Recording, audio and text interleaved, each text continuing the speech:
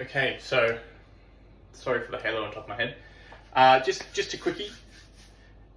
My mistake. I heard that before. So I'm gonna have a big dinner tonight with a friend. We are gonna go to some yakiniku, and it's gonna be a lot of heavy meat, probably a lot of oils. So for me, who's someone who's trying to be conscious of their calorie intake and wanting to stay lean, especially throughout this phase of my training, where I said before I got a shoulder injury, so I'm actually not training as much as I would, but I'd still like to try and maintain a lean physique.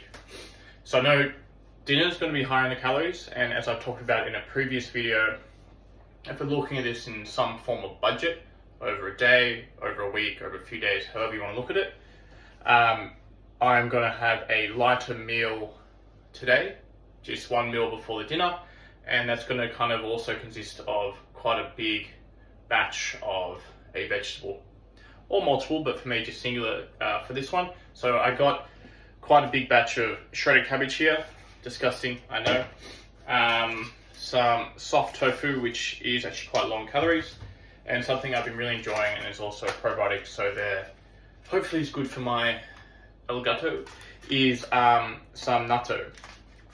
So I'm just going to whip this up, really basic, really plain.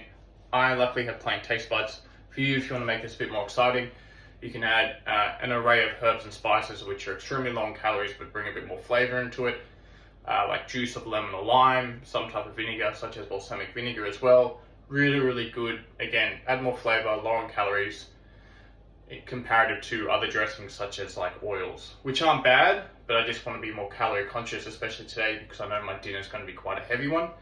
Earlier on I had a latte. Again, another option for someone who might be having quite a big meal, you can just go for like an Americano, which is basically no calories. For me as well, to try and satiate kind of hunger throughout the day, or like the thought of nibbling on anything, I am a big fan of low calorie, or zero calorie I should say, flavored waters, such as tea. I love barley tea, so this is an example. Also things like Coke Zero or Diet Coke or something similar are really, really helpful. Again, totally up to you. This is not the best way to do it. It's not the worst way to do it. It's just a way, and I find it quite easy. Just because I'm probably going to have quite a big dinner tonight, so I'm kind of storing and keeping my calories, or banking them, I should say, for that later meal. You know, someone can split this up into 2 meals. So technically, like I said, I have 2 things of tofu here. I could technically split this up into a breakfast and a lunch. I got up a bit early, I met a friend a bit late, we had coffee together.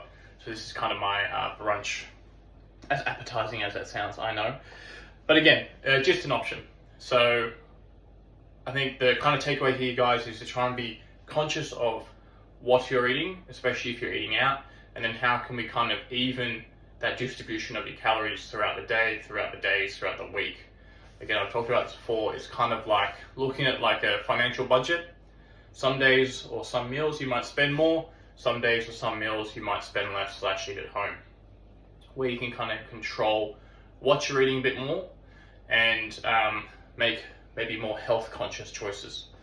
So that's me. I'm going to enjoy this very bland meal, but that's just how I am. And I'll have fun tonight. Anyway, I hope this helps, and I hope you're all well, and until next time.